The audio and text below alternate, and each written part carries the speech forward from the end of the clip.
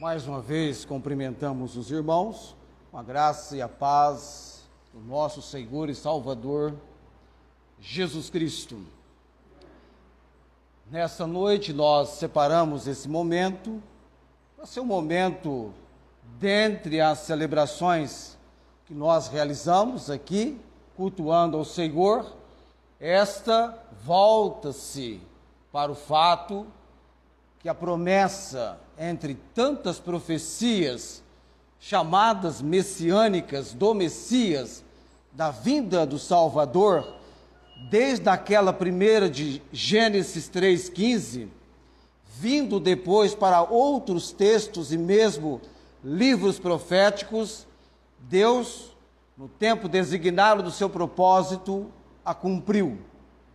E esse tempo designado do propósito e cumprimento da profecia de Deus no tocante à vinda de Cristo, já num tempo tão distante para nós, ela foi realizada, que agora então há uma outra profecia também feita há tanto tempo atrás, que aguardamos em breve o seu cumprimento, a volta, a segunda vinda, o segundo advento do Senhor Jesus Cristo.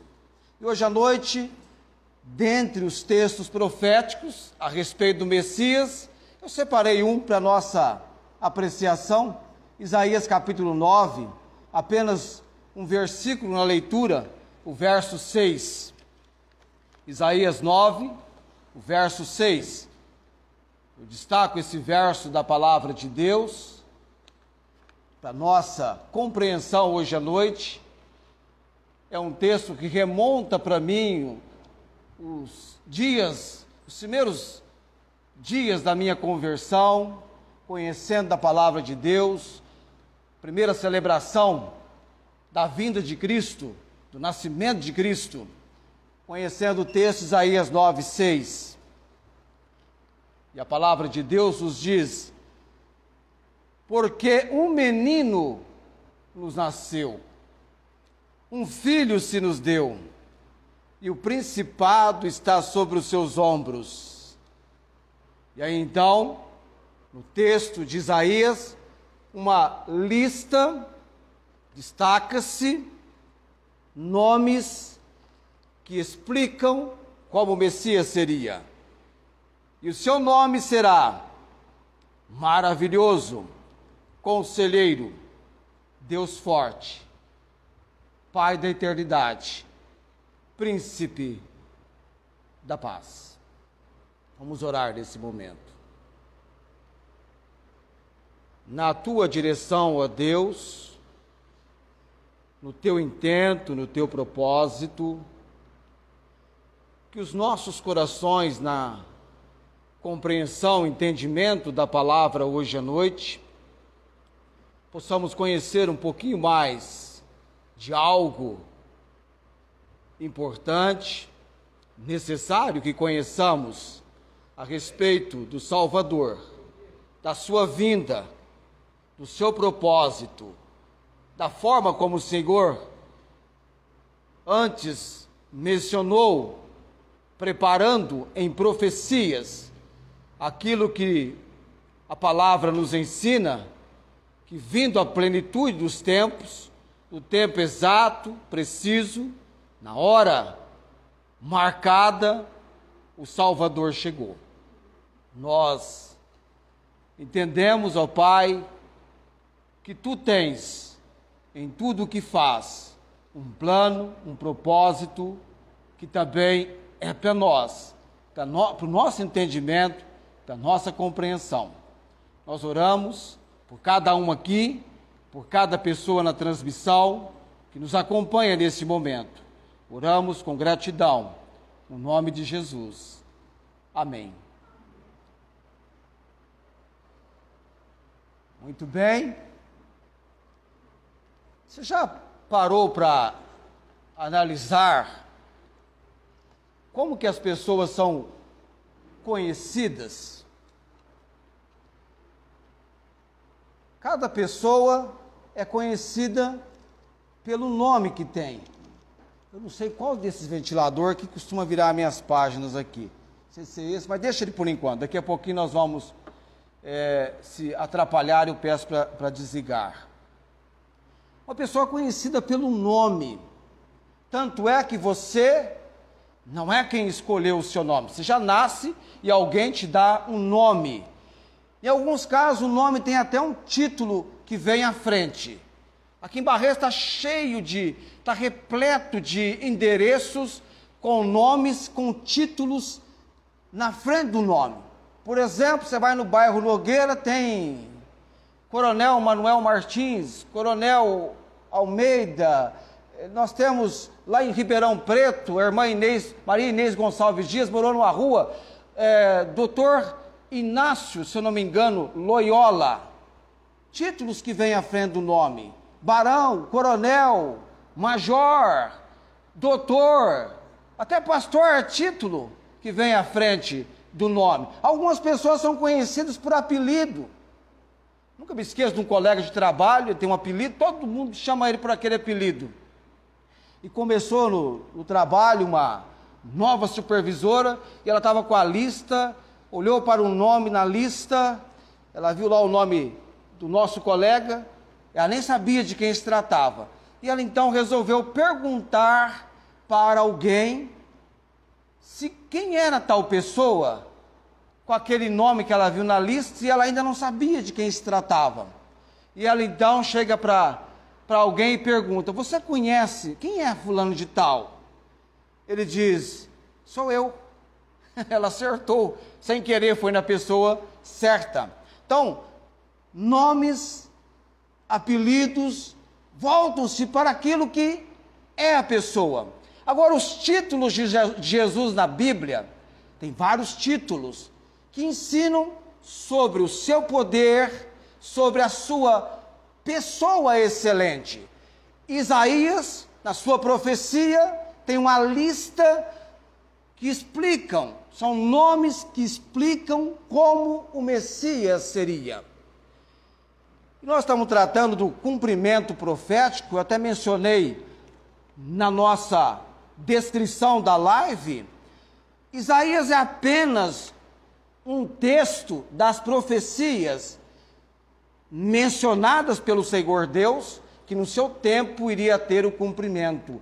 700 anos antes da vinda de Cristo. Parece um tempo pequeno, amado, mas é um tempo extenso, 700 anos. Deus manifesta a profecia, é até interessante porque ela é colocada como se algo já tivesse acontecido num pedaço, no outro como se algo fosse acontecer. Porque, diz assim, porque um menino nos nasceu é passado, na língua portuguesa, no verbo, um filho se nos deu, e o principado está sobre os seus ombros, e o seu nome, aí vem para o futuro, será algo que estava ainda por acontecer, por vir. O fato é que esse menino do texto, mencionado por Isaías, trata-se de Cristo, o Salvador que Deus estava prometendo, que já havia feito a promessa, entre outras promessas, Deus foi fazendo. E o interessante, como eu comentava hoje de manhã com o Felipe na aula, falando sobre o nascimento de Cristo, depois de todas as profecias feitas pelo Senhor Deus, Deus entra, não vou dizer que Deus entrou em profundo silêncio, mas por 400 anos, Deus não se manifesta, Deus não fala, até que então, quebrando o silêncio da voz de Deus, das profecias, da palavra dele, o anjo Gabriel, primeiramente com Zacarias, mostrando a Zacarias que Deus é o Deus do impossível.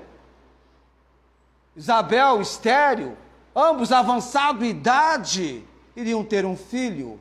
E depois o mesmo anjo Gabriel fala com Maria, que ela seria a mãe do Salvador. E Maria era alguém que estava, diga você, o que Maria era de José nesta época? Maria era noiva de José, estava desposada com José. Precisou do anjo falar com José. José, não temas receber Maria como tua mulher, porque o que nela está sendo gerado é do Espírito Santo. E nasce então um menino. E o nome desse menino? Maravilhoso. Algumas versões colocam maravilhoso conselheiro. Mas destaca-se Jesus maravilhoso. Nós teríamos que voltar lá no livro de Juízes, encontrar com um casal, os pais de Sansão. Você sabia que os pais de Sansão, a mãe de Sansão era alguém estéril? Não podia ter filhos? E por 40 anos, Israel estava debaixo do domínio dos filisteus. E Deus, no seu propósito, iria levantar um libertador cuja mãe era alguém estéril. E Deus comunica com aquela mulher, um anjo aparece para aquela mulher. Naqueles dias do Velho Testamento, ser visitado por um anjo significava duas coisas. Algo muito importante na sua vida aconteceria, ou então você iria morrer. E a mulher, então, quando tem a visão do anjo, o anjo fala com ela, que ela seria mãe, como deveria cuidar daquele filho, não comer algo imundo, não beber bebida forte, não cortaria o cabelo daquele menino, ele seria nazireu de Deus. Ela conta para o seu esposo, ele então fica desejoso de que o anjo também fale com ele, porque ele queria saber melhor como cuidar daquele filho que eles teriam. E o anjo, em dado dia, aparece novamente para a mulher. E a mulher corre, chama o seu marido.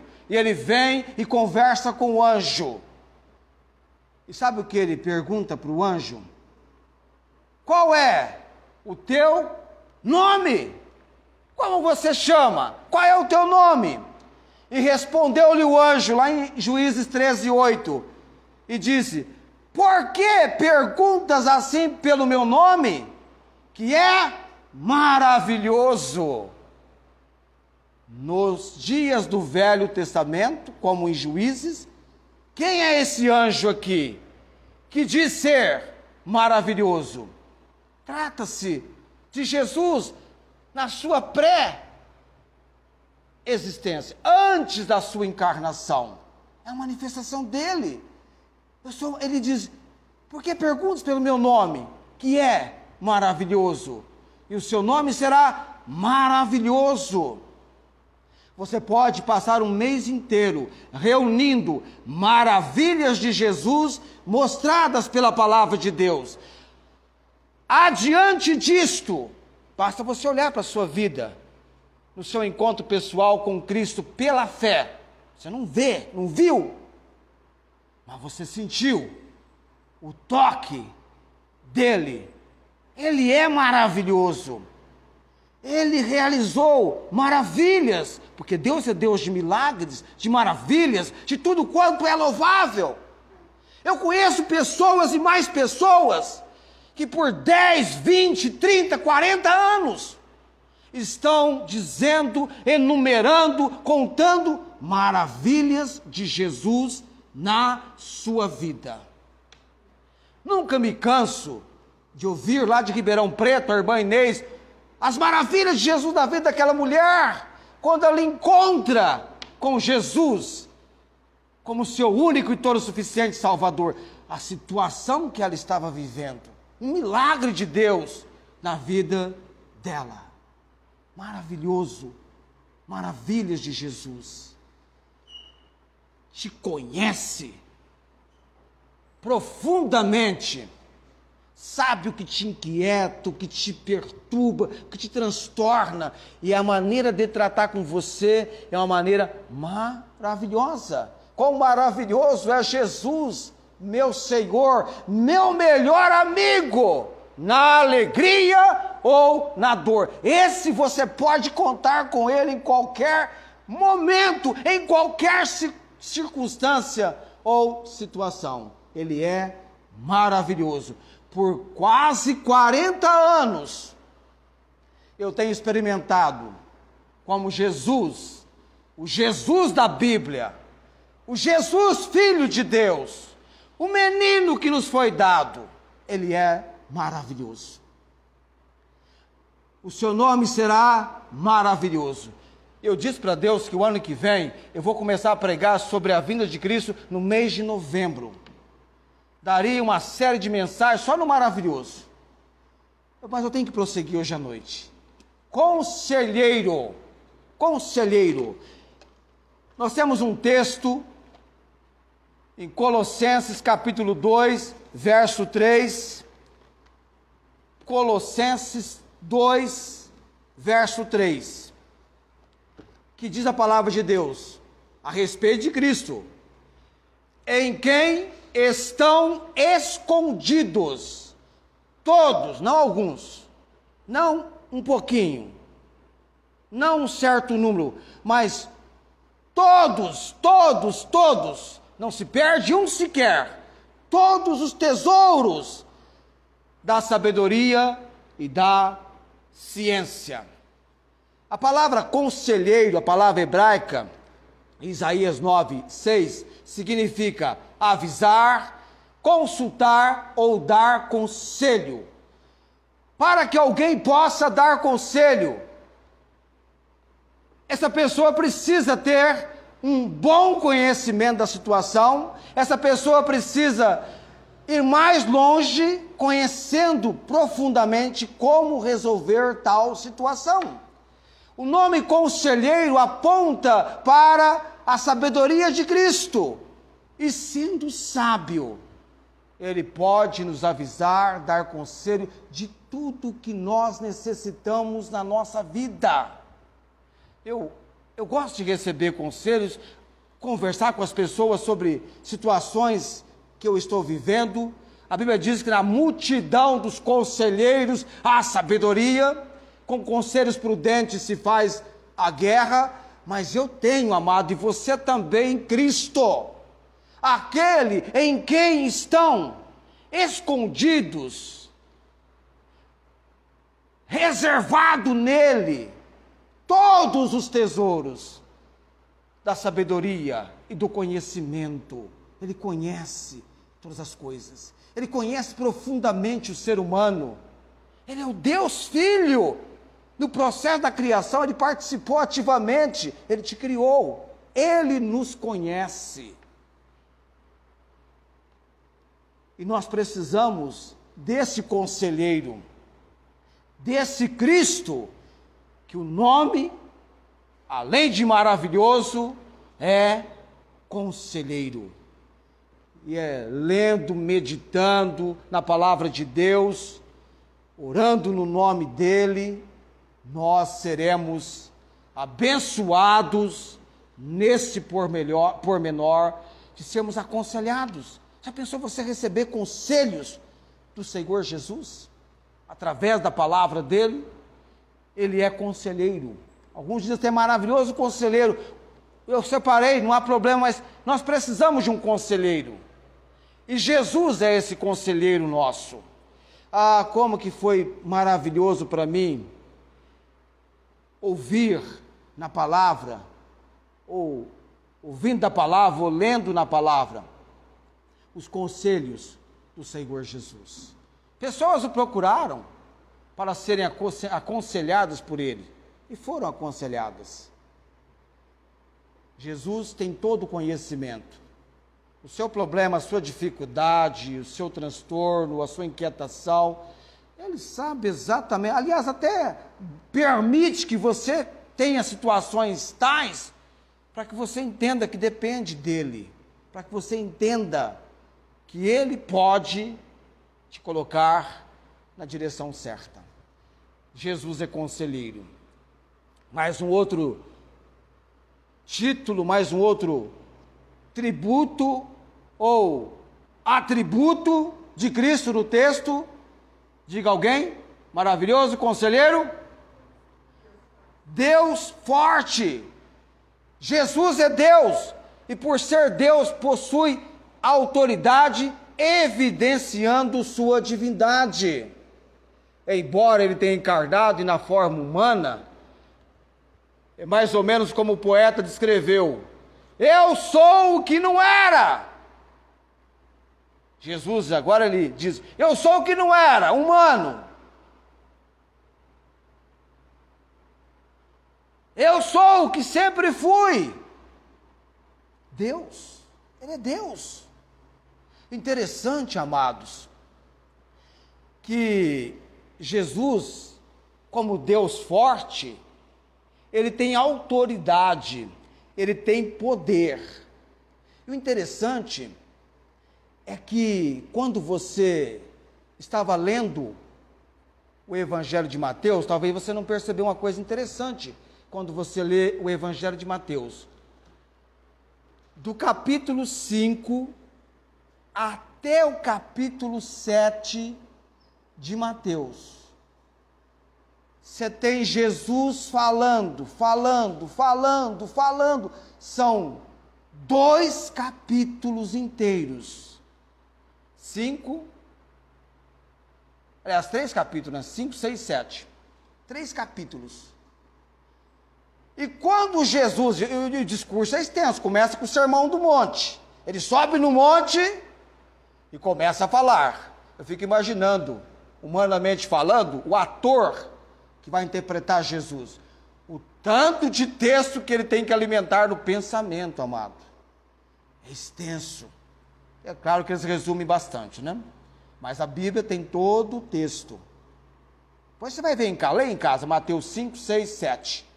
Quando Jesus termina e concluindo, quando Jesus acabou de proferir essas palavras, as multidões maravilhadas, porque ele ensinava, maravilhadas da doutrina dele, porque ele ensinava como tendo autoridade, e não como os escribas. Ele ensinava com autoridade, com poder, porque ele é o Deus forte. Por isso que ele ensinava, e as pessoas maravilhavam, a ponto de dizer: quem deu a este tal sabedoria? Autoridade nas suas palavras. Outra autoridade que Jesus tinha, autoridade em si mesmo. Quando ele estava já instantes antes de ser assunto de subir aos céus, ele disse para os discípulos: é-me dada toda autoridade, todo o poder, onde? No céu e na terra. Ele tem autoridade em si mesmo. Mateus 28, 18. Ele aproxima-se dos seus e diz isso. Outra coisa, Jesus tinha autoridade sobre os espíritos malignos. Lá em Marcos 1, 27 diz: todos se admiraram a ponto de perguntarem entre si: que venha a ser isto? Uma nova doutrina? Com autoridade ele ordena aos espíritos imundos e eles lhe obedecem. Por quê? Ele é o Deus forte. Forte é Deus, meu Senhor. Forte é Deus, meu Senhor. Nós cantamos aqui. Jesus é o Deus forte. Tem autoridade nas suas palavras, autoridade em si mesmo, autoridade sobre os espíritos imundos, e também tem autoridade para julgar. João 5, 27. Evangelho de João, capítulo 5, verso 27. Ele deu autoridade para julgar, porque é o Filho do homem. Uma outra autoridade que Jesus também tem, que é interessante a gente mencionar aqui como Deus forte, ele tem autoridade sobre a natureza. A previsão do tempo pode dizer algo que, na verdade, se receber a intervenção do Senhor Jesus, vamos dar um exemplo aqui bem básico e conhecido. quando Jesus acalmou a tempestade. Ele repreendeu o vento. E os discípulos perguntaram: quem é este que até os ventos lhe obedecem? Ele repreende e os ventos lhe obedecem. Quem é este? É Jesus. Tem poder sobre a natureza. É o nosso Deus forte. Jesus é Deus.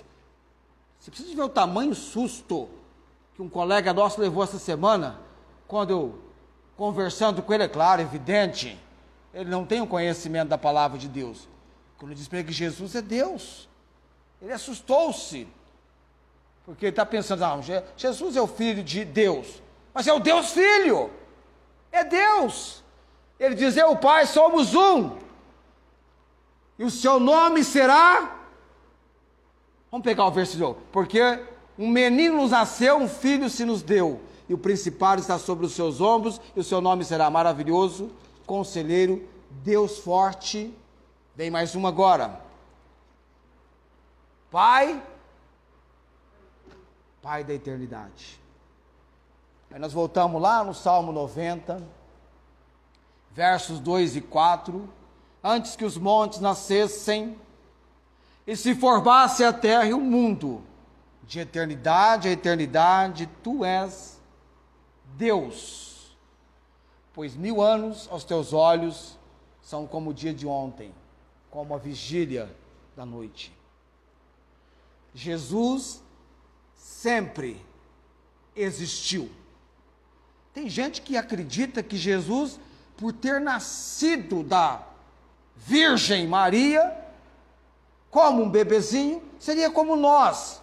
Eu passei a existir a partir do momento em que fui concebido. É um ser vivo. A partir do momento da concepção, ali há um ser vivo. O Senhor falou para Jeremias: antes que fosse gerado, te conheci no ventre da sua mãe. O apóstolo Paulo diz: aprove a Deus que desde o ventre de minha mãe me chamou e me separou. Deus te conhece quando você foi concebido no ventre da sua mãe, já te conheceu. Os teus olhos viram o meu corpo ainda informe, e no teu livro todas essas coisas iam sendo escritas, as quais dia a dia iam sendo formadas. Quando o salmista refere-se ao conhecimento de Deus, diferente de nós, amados, nós falamos da encarnação de Cristo. Nós temos no livro de Gênesis a manifestação da Trindade, Deus Pai, Deus Filho e Espírito Santo. Jesus estava com Deus na criação. No princípio era o Verbo, no princípio da criação. João capítulo 1. E o Verbo estava com Deus, e o Verbo era Deus. Todas as coisas foram feitas por Ele, e sem Ele nada do que foi feito se fez. Nele estava a vida, e a vida era a luz dos homens. E a Bíblia diz lá: e o Verbo se fez carne, e habitou entre nós, e vimos a sua glória, como a glória do unigênito do Pai, cheio de graça e verdade. O Verbo, Jesus, a palavra, habitou entre nós. Tinha um rapaz que ele não acreditava na vinda do Deus Filho a este mundo. A mulher dele saiu e foi para o culto da celebração natalícia, e ele ficou em casa, e ali em casa aconteceu algo interessante com ele. Uns pombos estavam voando e bateu numa janela e machucou uma das asas, e não podiam agora voar, e ele queria ajudar aqueles pombos, e era difícil fazer isso, até que ele pensou: ah, se eu pudesse me transformar num pombo, eu poderia me comunicar com eles, eu seria um como eles, e eles talvez pudessem entender o que eu quero fazer com eles. Foi nesse momento que ele pôde entender o fato de Deus ter enviado Jesus, a identificação de Deus. Cristo em tudo identificou conosco, só num item: sem pecado. Em tudo, como nós. Ele foi tentado, mas ele não tinha pecado. Ele é o Cordeiro de Deus, que para tirar o pecado do mundo, não podia ter pecado, ele tomou sobre si os nossos pecados. Jesus sempre existiu, ele é antes de todas as coisas. Colossenses 1,17 fala sobre isto. Ele é o verbo que se encarnou, de João 1,14, e na sua ressurreição, porque embora tenha entregado o seu corpo à morte, e essa morte foi confirmada, ele ressuscitou, e ele está à destra do trono de Deus. A morte não venceu. Ele já existia, existe e sempre existirá. Amém? Ele é Pai da eternidade. Você pode marcar, delimitar um tempo na eternidade? É sem fim. Eu estava conversando com um colega, eu estou evangelizando-o, e eu disse para ele: todas as pessoas que já morreram, incluindo o pai dele, um dia participarão ou da primeira ou da segunda ressurreição, mas ninguém escapará das ressurreições. Mas a Bíblia diz: bem-aventurado aquele que participa da primeira, neles não terá dano a segunda morte.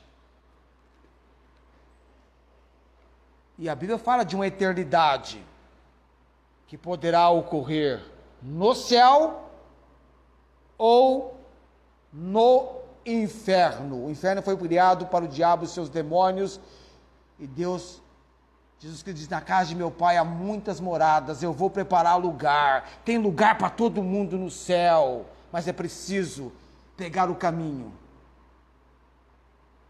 entrar pela porta estreita, aceitar Jesus, recebê-lo como seu único e todo suficiente Salvador. Bondade nossa, mérito nosso, não nos leva para o caminho é Jesus, é obra dele, mérito dele. O único fato da nossa parte é reconhecer que o nosso pecado nos separa de Deus, e admitir: eu sou pecador, eu preciso de Jesus como meu Salvador, e invocar o Senhor Jesus como seu único e todo suficiente Salvador. Último nome aqui na nossa lista: maravilhoso Conselheiro, Deus forte, Pai da eternidade, Príncipe da paz. Colossenses capítulo 1, verso 20, eu leio para você, você aqui, você da transmissão. Você não tem ideia, amado, eu falei para o Felipe hoje de manhã, eu não sei agora exatamente a quantidade de pessoas com as quais eu estou pregando a palavra de Deus. Eu só vejo gente chegando para mim dizendo assim: ó, estou te ouvindo, te ouvi.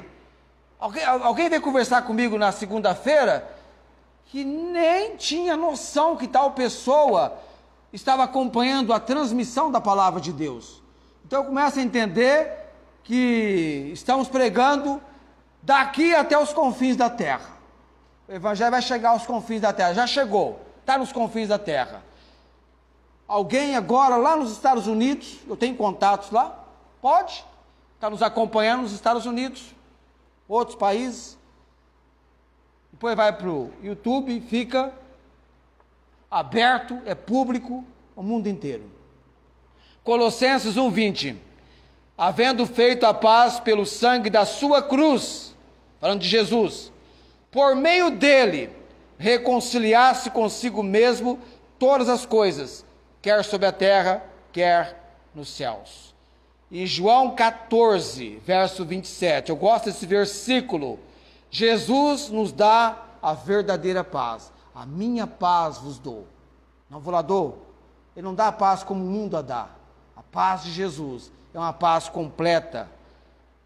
E o shalom, que significa paz, é paz no sentido completo, sem faltar em nada. Sim, em Jesus existe paz. E nós precisamos da paz de Jesus. Ele disse que veio para que tivéssemos, para que tenhamos uma vida com abundância. E Ele sabe que nós precisamos de paz. No mundo tereis, diga alguém, está fraco? Tereis? Agora põe um pouquinho mais de ar aí para você ver se não sai forte. Quer ver só? No mundo tereis? Conseguiu chegar ali para o pessoal que está acompanhando lá a sua voz. Mas em mim tenhais ânimo. É ânimo, viu? Eu venci o mundo. Pegamos pelo menos um. Mas Jesus leva-nos à paz. Leva-nos à paz. As pessoas podem não compreender você, não entender você, mas Jesus te compreende, te entende. E Ele fala com você. Ele ama você. Ele quer ser o seu Senhor, o seu Salvador. A coisa mais preciosa é quando Jesus diz: eu vim para servir e não para ser servido. Ele se fez servo. Ele serve. E nós aprendemos com Ele a servir. Servir uns aos outros. A vida cristã é a vida de Cristo em nós. Existe uma conduta chamada conduta cristã, que nada mais é do que a conduta de Cristo em você. O Espírito Santo, o Consolador, todo o recurso necessário para que nós aqui hoje à noite, o pessoal do passado, nós muito mais do que eles, porque nós estamos vivendo, amados, a consumação dos séculos. Já estamos mais próximos da segunda vinda de Cristo do que quando os acontecimentos registrados na Bíblia estavam em evidência no primeiro século. A Bíblia diz em Hebreus que ainda um pouquinho de tempo que há de vir, virá. Nós estamos esperando Jesus. Agora, todo o recurso necessário para que você possa viver a vida cristã, ainda que os dias sejam dias e tempos maus, nós temos aqui na Bíblia, na palavra de Deus. É uma guerra, amados. Eu não sei quantas hostes espirituais, dia após dia, batalham para que você não tenha tempo para Deus na sua vida, para que você não tenha tempo para ouvir a voz de Deus. Vivemos uma época de tanto recurso, de tanto avanço tecnológico que está em meio à palavra de Deus. E ainda assim, é a época que nós mais dizemos: não tenho tempo.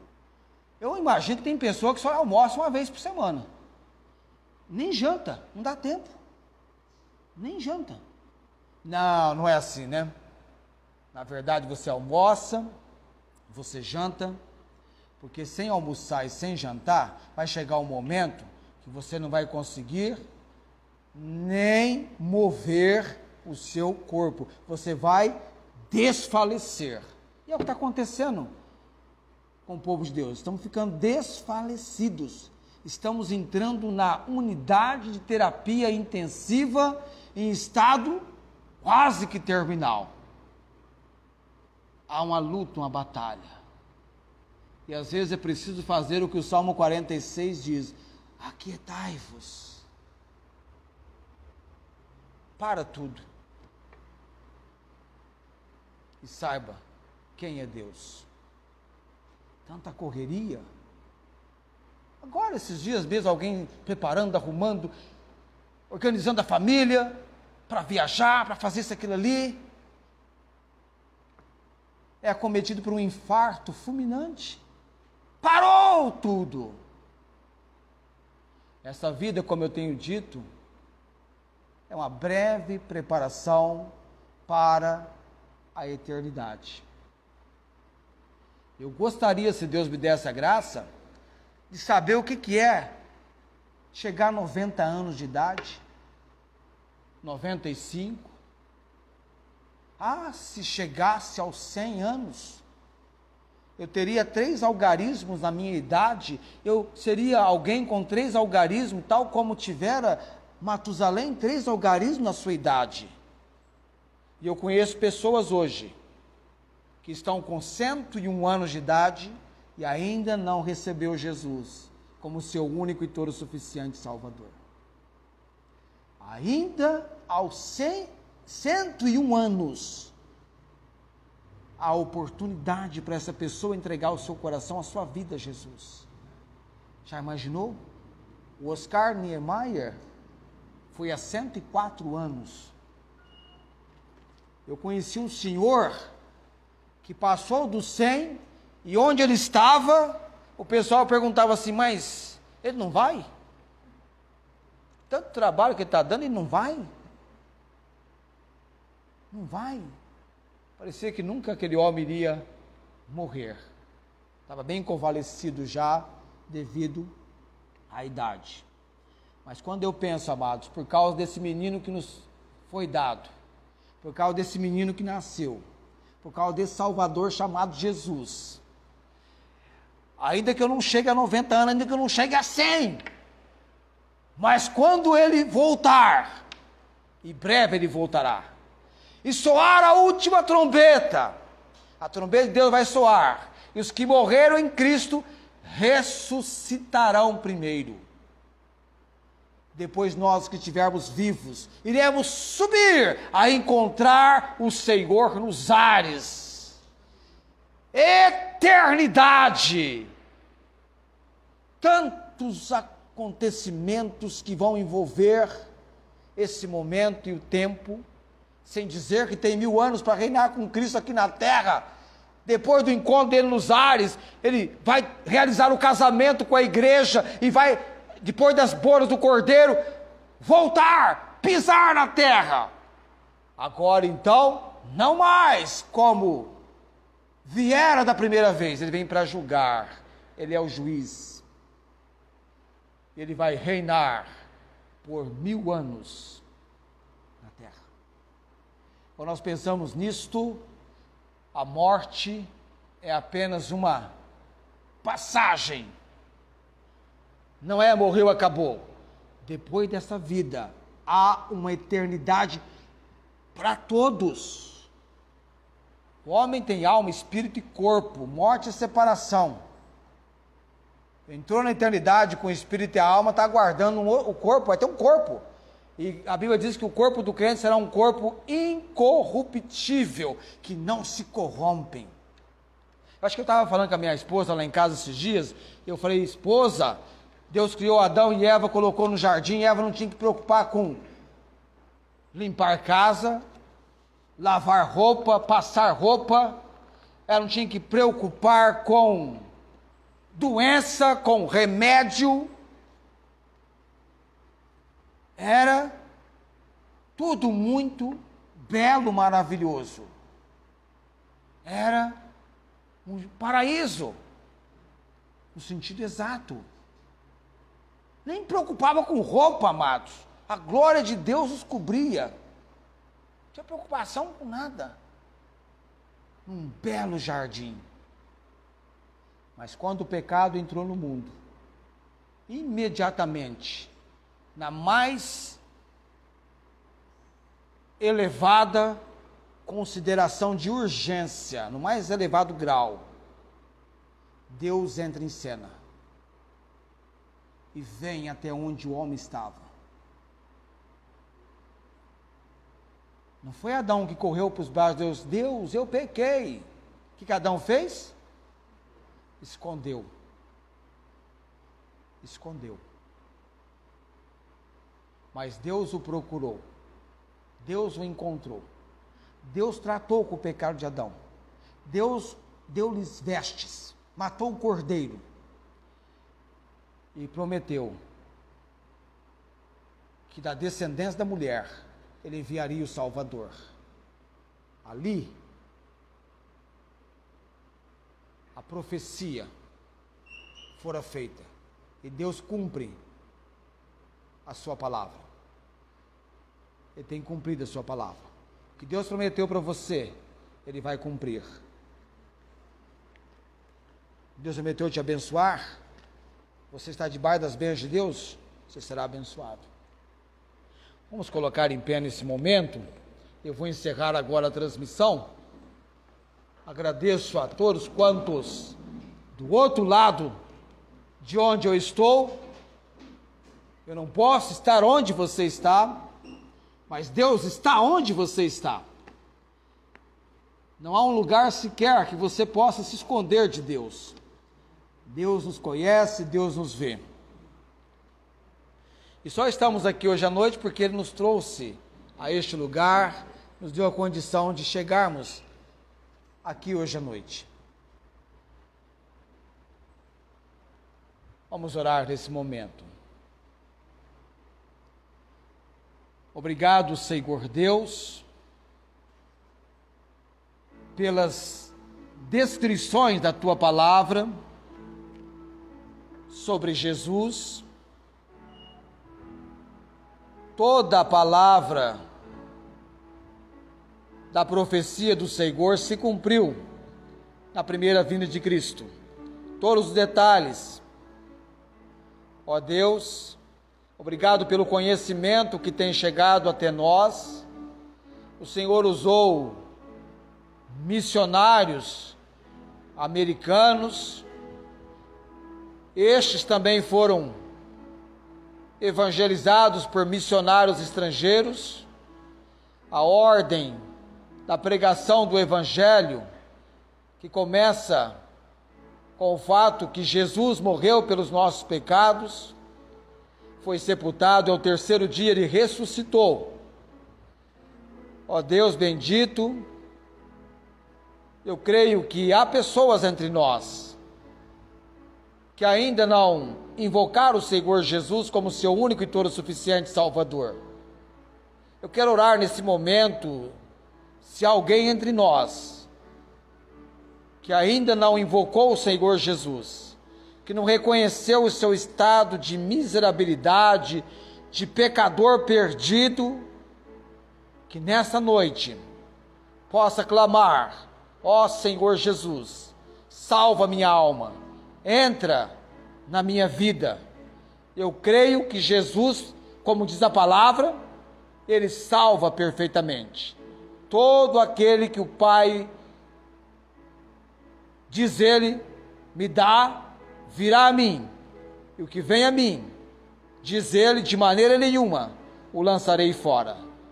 Pai bendito e eterno, que seja esta noite em que celebramos a vinda de Cristo, também a vinda de Cristo para habitar pela fé no coração de mais um pecador arrependido, reconhecendo ser Jesus o caminho, a verdade e a vida, aquele que o leva ao encontro do Senhor Deus.